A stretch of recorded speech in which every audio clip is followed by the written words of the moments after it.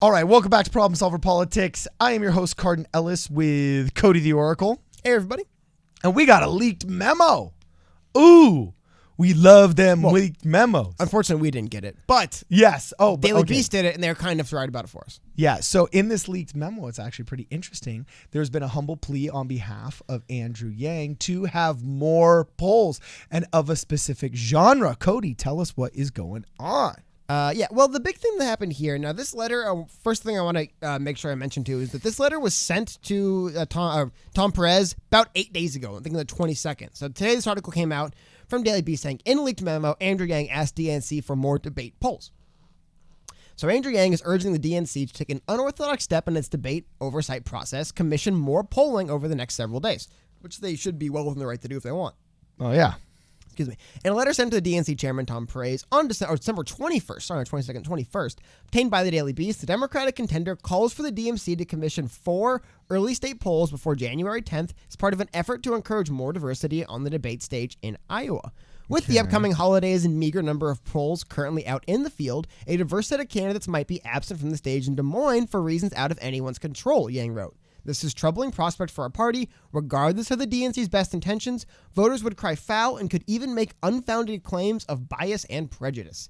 And they go on to say Yang qualified for the debate yet to reach the polling threshold for the 7th. It was the only candidate of color on stage at the recent Los Angeles event. So far, 5 have qualified. The one more thing I want to get into is, here we go. It's been over a month since a poll in Iowa, New Hampshire, Nevada, or South Carolina has been taken. The letter contends, I believe it's just a fact, which would not take into account any potential polling bumps from candidates' recent performances at the 6th debate earlier this month. As you know, big shifts can happen within short periods in this race that we've already witnessed multiple times. Really quickly, I want to show you guys, this is over at Politico. Zach Bontalero puts this together with Stephen Shepard. It's really nice. It's a graph, or not a graph, a spreadsheet showing you guys all the different debates, all the different pollings that are going to qualify, who's qualifying for the debate.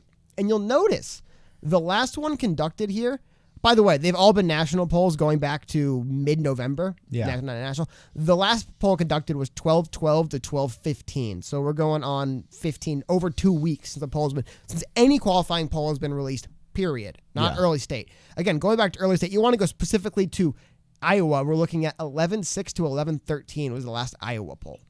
Yeah. So it's been a while. That's what. So there isn't without merit and here. We did that video, 5 or 6 videos That's ago. what I wanted to show people. This graph. Yeah. Look at that gap, man. That is just brutal. And what this shows is this is going back to 2016, both Democrats and GOP primary polling. And let me see if I make sure you can. There we go. So you'll notice that these are the various polls that came out. Just going back to recent history, 2016, we saw roughly, it looks like a 9 to 10 day complete lapse of polls. I mean, essentially 2 full weeks, because Christmas week, we're not getting polls, which, what do you know? We hadn't had any polls released among this week this time. Yeah. And it looks like we're not going to be expecting any polls till the earliest, maybe the 2nd or 3rd of January, just using recent history as the last presidential election. The reason why I really wanted to show you guys this, one, not without precedent. I don't think anybody who follows this stuff was absolutely shocked that there's been a kind of a drought of polls recently, because yes, that is what happens around Christmas and New Year's. People don't poll as much. That's the history. This is what I thought was kind of interesting. So Daily Beast did try to get some information from Tom Perez and the Andrew Yang campaign. According to this, so this is the first time Yang had written Perez, I guess, according to the campaign staff. They say the correspondence is the first time Yang has written Perez, the senior campaign official said. They have not heard back from the campaign chairman directly, so they've gotten no response. However, they did receive an acknowledgement that it was received. Ouch. That's like basically Yang's left on red. But was it one of those automatic emails that says, "Thank you for contacting the DNC chairman, Tom Perez. We can assure you that your email is of utmost importance to us. Pretty much. We will get back to you as soon as possible." But this is the thing. The last thing and it's in the junk bin. Yeah, this is the thing I want to point out, though, is that they say here that a DNC official pointed to 26 qualifying polls to the December debate, more than half of which are state polls. For the January event, the qualifying window was 1 week longer and in part to account for holidays, the official said. Which, okay, 1 week longer is nice, but like I said, doing all of 2 minutes of Google searching, I could find that 1 week probably is not actually going to functionally lead to an increase in the amount of polls because there is about 2 weeks where none are conducted. Yeah, I was about to say, and you increase it's it by 2 weeks, steps backwards, 1 Yeah. step forward. You're Well, still it's kinda minus a step. almost lip service. Oh, we've increased it by a week. Like I said, Yeah. Yang literally got left on red by the DNC after he sent this letter. That's why I wonder why it got leaked when they didn't get a response for 9 days. Did it have anything to do with it getting By the leaked way, to the that was press? so this is my first question that I had. First off, who leaked it? Probably the Yang campaign. Okay. And then the second thing By the way, is, do you know what leaking is? Hey, I'm going to email you this document. Just don't tell anyone it came from Yeah. me. And then you say, oh, it got leaked to me by a source. Like that. That is what leaking is a lot. So I'm assuming someone from the Yang campaign said, hey, look, I just want to let you know privately, we've reached out to the DNC about this polling stuff, and we've heard nothing back, and we're getting frustrated. And so Daily Beast, who, by the way, Daily Beast, I also want to highlight, has had like 3 or 4 exclusives on Andrew Yang. So there must be some relationship there between Andrew Yang. Like I said, I'm going to point this out everywhere. It happens so frequently, you can't hate it every single time. There is clearly some relationship between Andrew Yang and Daily Beast. There's been like 3 or 4 exclusive coverage from Yang and Daily Beast, but whatever. That's how it works, man. Certain media outlets are going to be favorable to certain candidates always, and the Daily Beast, I don't know if they're favorable, but they got the inside scoop on Yang. Like, or there's somebody time. that trusts somebody in both of the institutions, so some some gap has been bridged. But yeah, just this is the what like so you've noticed that is right. This is like the notice as well, right? This is the third, maybe fourth time I've seen a exclusive, first time exclusive Andrew Yang article written through Daily Beast. Now, I doubt that he's actually so worried about the diversity of the stage. I think he does. He's right in what he says about bringing up the optics of it could look bad, but he's obviously worried about his ability to qualify. That's his predominant concern. In part, he has to be, right? And yeah, he has to be. And I do have to say that this whole cycle between the last debate and this debate, to me, has really amplified a frustration that I have had and you've had. We've both vocalized this with the whole DNC way of doing business by relying on these polls that have no predictability. See, in business, to run a campaign, you have to have predictability. You know what I'm saying? And you can't be having big swaths of time where there's a 2.5 week period where nobody can do anything to move their needle, because then you're just draining money on all of these different commercials without being able to measure success. You can't make hiring decisions. And how about this? As he pointed out really quickly, by the way, talking about who leaked this, Andrew Yang retweeted it 5 minutes after the article got published. Who leaked the memo? Anyway, in this, he mentions that they didn't put it in the article. I didn't see, but good point is that, look, the DNC should be honest. If they're not going to be doing these early state polls, then maybe candidates shouldn't be burning all of their staff and resources on these early states if that's not what they need to be right now, because that's not going to get them on the stage. I think he made a good point here. They should be more transparent about that. Like, look, I've spent a bunch of money running ads in Iowa. I have people working in Iowa. I have people in South Carolina. I have people in New Hampshire. And they don't get polled, so it just doesn't matter, and I missed the debate. It doesn't make any sense. And I disagree with Andrew Yang that I don't want the DNC commissioning the polls, because the last thing you want is the party that's choosing a candidate to be running the polls. So if there's any kind of cronyism or corruption, party that can literally say, yeah, well, look, you didn't qualify in these polls. I'm sorry. Excuse me. Maybe perhaps what they could do would make more sense maybe is just to take existing polls that aren't currently considered qualifying polls but still reputable institutions, and roll them into what are considered qualifying polls, perhaps. I was going to say, expand the qualifying date. Or allow, because when families are together and they're around the table and it's the first time you've seen cousin Timmy, which, by the way, there's some precedent for this. I believe the RNC, different stage of the debates, right? Didn't the RNC in 2016 allow candidates on stage who did not technically meet qualifications? There was the famous moment where Donald Trump trashed on Rand Paul. I'm saying not without precedent in American politics to do this during debates. Yeah, and so anyway, I agree with Andrew Yang that this whole polling situation and the rules that they've adopted and their execution thereof, especially in the wake of what they did to Bernie Sanders in 2016, has been at best poorly handled, at worst botched, okay? And they need to do a better job of introducing maximum amounts of transparency, maximum amounts of predictability. I disagree that the DNC should be directly commissioning these things. What I think they should be doing is either saying, hey, in this, this strange period, we're going to allow internet polls because when people are home for the holidays, they're probably more likely to respond to an internet poll than they are to respond to a phone poll that's going to be interrupting this family dinner with people they haven't seen for a year. Okay. So they have to do something to alleviate the non-predictability burden. Like a morning consult. Morning consult, I believe, is a poll. Like I said, look, if I just pull up really quickly overall total polling done, you'll notice more polls have been conducted since what I showed you for qualifying polls, and Andrew Yang has been hitting about 5 to 6% in them and would easily be qualifying for the debate if the last few had counted. Not quite, maybe one poll away, but you'll see that morning consult, I believe Emerson polls aren't counting. If they were to just say, look, because the polls we contract with normally are not running during the season, we can open the gates a little bit. I don't think that's a crazy move. However, I have to get into the second part of this discussion. Okay. Andrew Yang also, in leaking this memo to the press, basically because he didn't get a response. Good move. They're not going to respond. Just make it public so they have to. Yeah. He also follows up with a tweet saying it's been 47 days. Can I make this bigger for you guys so you can see it better? Let me look. Yeah. It's been 47 days since a qualifying poll in Iowa, New Hampshire, and Nevada was taken. As you know, big shifts can happen within short periods in this race we've already witnessed. Multiple times, let's ask the people at DNC, poll the people. So there we go. Andrew Yang, I guess that was why Andrew Yang got to squash his beef with MSNBC, because he was starting his DNC beef a day later, because he's basically calling out the DNC directly here, saying, you guys are not doing this correctly. We need to hashtag poll the people at DNC. He leaked the memo. Because basically he tried doing this back channels. Didn't get a response. Got left on red, and that's it. I'm going public. I'm leaking the memo. Might as well have said Andrew Yang released a statement, since he basically backs up everything in the memo and publishes the article within minutes. But interesting, man. I do really want to see how this shifts out. You brought up a really good point.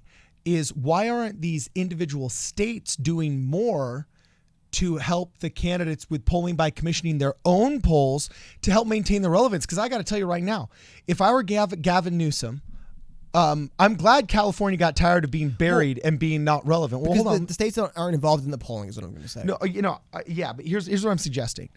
California got tired of being buried in the primaries by being like the 50th state to vote in the primaries. So nobody ever came to campaign here. Nobody ever caters to us. Nobody promises us goodies. So we voted to change ourselves to be to Super Tuesday. I don't know why we didn't just vote to become the first state. Well, because I don't think you're allowed to do that. Because I think that would start, correct me if I'm wrong, a perpetual cycle. In which finally everybody would just become all on the same day. No, everyone would be voting a week ahead of the last state until we're doing primaries in December, because they have to be first. That's fine. Because ultimately I don't think it's fair that some states have this priority over other states. What's simply fair, though? I mean, how could you do it fairly? Aside from 50 in one day, that's all I'm saying. Literally 50, all 50 in one day. That's a good idea. That's where I said I don't have a problem. I have less of a problem with the Electoral College than I do with the fact that Iowa and New Hampshire are constantly pampered babies because everybody wants to get their primary numbers going, and they're not doing anything to help the candidates, such as holding their own polls. So what I would do if I were California governor, as soon as I was done cheating on my wife and importing homeless people, I would go straight to the governor's office and I would say, look, here's what we need to do. California, we're going to be right there with Iowa. All right. But guess what, candidates? During the whole primary season, California.gov is going to be polling its own people and publishing the data as an early voting state, so you can predictably manage your campaigns here and have qualifying polls by an officially sanctioned governing body. Boom shakalaka. Do you have any idea how much money the state of California would require to create a website that has simple polling done on it? That would be a $500 million project. Dude, but we sneezed $500 million. You thought the bullet train was a boondoggle. Creating a website that does simple polling data for the government? Wait, that Obamacare website was rolled out like a dream, dog. Dude, I want that dream team. That was the federal government. Imagine a state government. Anyway, though, I don't think that's actually a bad idea. I think in this particular instance, right, it still wouldn't help Andrew Yang or any of these candidates. Yes. DNC wouldn't recognize it probably. But that is a good idea as far as... You know what's funny, though? I do... States should compete to be fertile. I shudder a little bit at tourism marketing for political campaigns. Essentially, hey, come campaign in another state. We'll look you up. Like, I don't know about that. But this is a really interesting wrinkle because, I mean, the fact that we were talking about this a while ago, this isn't news to people. I remember when they first announced the qualifying what you need to qualify for this period, the very first article I read on it, they spoke with someone from Quinnipiac who said, oh yeah, like this is a really weird window because we don't run polls. He said, we are planning on running one poll during this cycle. One poll. Yeah. Like he was like, this is weird. And that's Quinnipiac, dude. Yeah. They're dropping polls all the time. But then on top of that, we have data like this that has been publicly available for a while. The fact that they didn't run polls for Democrats or Republicans at all during this. So this being kind of publicly known as the deal, and then the DNC's response to it being, well, we increased it a week, go pound sand, I'm not going to respond to any of you. I could definitely see why Andrew Yang decided to take this public. I can definitely see why he was like, this is ridiculous. I mean, that is a kind of a crap statement, right? For the January event, the qualifying window was 1 week longer. In part for the party of the little guy that supposedly cares about everybody, they have the most brutal go F off responses it seems of like any organization that I know, man. It seems like they kind of there's been some, chatter behind the scenes that is impeachment a way for the Democrats to kind of get these senators in line? I don't know. Maybe it is. I have no idea because it is really, really, really weird the way it seems like the DNC is at the point where they're just like, look, we are like, why is Amy Klobuchar going to be in the debate stage? Don't understand. The only reason Amy Klobuchar is in the debate stage, by the way, is because they made the window 1 week longer on the other end, on the back end, and it captured one of the polls she needed. Like, it didn't hurt or benefit anybody going back that extra week into November except her. For Amy she Klobuchar. was in. So like, there's obviously some gaming going on with the DNC and these people. Like, there's look no further than the fact that if I wasn't looking into this stuff every day, I wouldn't believe that Bernie Sanders raises the most money and is polling at like dead even with Joe Biden. I'm like, really? Yeah. I thought he was like in third place because that is how he gets. Because by the way, we talked about this the other day, and this is one thing about the Bernie Sanders stuff where he doesn't get treated fairly by the media, and like because he doesn't. I'm not going to lie about that. I think this is a big reason why though Bernie Sanders doesn't get treated fairly by the DNC, which is really funny. A lot of people, I like it, but do you think people who are high-ranking Democrats consider themselves blue blood Democrats? Oh, they're vote blue no matter who, big-time Democrats. What do you think they feel when they pull up Bernie Sanders' account and he's proudly the longest-serving independent in congressional history? I'm telling you, there's some petty people up in Washington, man, and stuff like the fact that Bernie served as an independent this entire time. I think he recently, obviously now he's viewed as a Democrat, but from the outside. I don't think from the inside. I think from the inside, he's still viewed as the longest serving independent in congressional history. He's not viewed as a Democrat. Yeah. So I don't know. I mean, a little aside, but I just want to put that out there because you can see this stuff with every candidate, but it does feel like there is a method to the madness of the DNC, I want to say. It seems like they know what they're doing.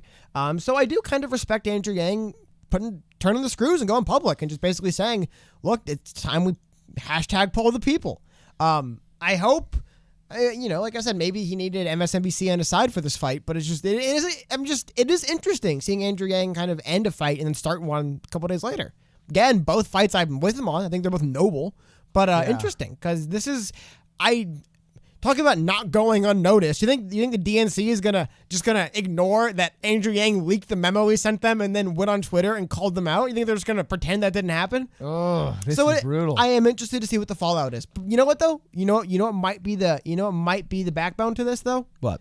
Andrew Yang did mention earlier that they expect to raise at least 12.5. Maybe it is a lot more than 12.5 million. And Andrew Yang is like, I'm going to have the money to run ads and slam these people for a month if they keep me out of the debates in January. You know what I mean? Like maybe he feels like I can pick this fight now because DNC is a big target, man. That's some big game hunting right there. Going straight after Tom Perez. Yeah, he's going over MSNBC straight to DNC. Yeah, the other NC, the big one. So I don't know. Man. It's interesting. But I just want to make sure we definitely talked about that today. That's a really big story today, and it's been something bubbling up for a while. We've been commenting on it for a while, the idea of polls not coming out, what's going on. So at least Andrew Yang appears to be doing something. By the way, worth noting as well, second time in as many debates, one or more candidates has vocally contested the qualifying. Cory Booker got every candidate to sign a letter asking for more polls. Like the candidates are upset with how the DNC is running this. Again, it feels like the DNC's goal is to have certain people on the debate stage, and that is really all they care about, and everyone else can just go play in traffic. They don't care, and it's really unfortunate. But that seems to be the way they play in traffic. If anyone has ever reached out to the DNC asking them anything, I've always seen the most dismissive responses on just like the third or fourth time now candidates reach out for like clarification on something. Like I remember like when Andrew Yang wanted clarification on why two of his polls didn't, or two qualifying polls only counted as one. Because they're just kind of like, it was in the rules, get out of here. I don't know. It's just that there always seems to be this leave us alone, get out of here. We've made up our mind kind of reaction from the DNC. And how do people still think this is the party of love and kindness? Well, politicians are politicians. These people are brutal, man. They're politicians. This is politics. You know what I mean? Politics is if you don't actively read for hours a day, you don't know that Bernie Sanders does well because they just pretend he doesn't. Politics is if you don't read the stuff for hours a day, you don't know Andrew Yang's running for president because they'll leave him off entirely. But I was about to say, when I think of politicians, I think most people think of more two-faceism, talking to you softly and kindly while actually not caring about you in real life. That's what's going on. These people aren't caring about it in real life and not talking softly and kindly. They're not even doing the two-faced politician thing. No, they are when the cameras are on. When the cameras are on, Tom Perez is Mr. Oh my God, I love all these people on stage. I'm so happy to have all these beautiful candidates running for president for us. And then behind the scenes, Tom Perez is like, don't answer that guy. Yeah. He gets no response from us. Like, what?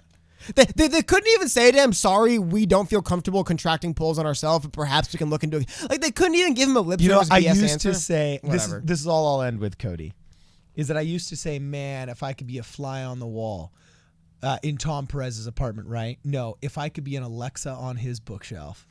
You know what I'm saying? I would love to hear and just have an MP3 recording of everything bad that he said about every candidate. That'd be hilarious. So anyway, let us know what you guys think. If you haven't had a chance yet, please make sure you like and subscribe, and also follow us on Twitter at PSP Radio 1. That's where you get a lot of our announcements out, a lot of the memes, so on and so forth. This is Problem Solver Politics. We will see you in the next video.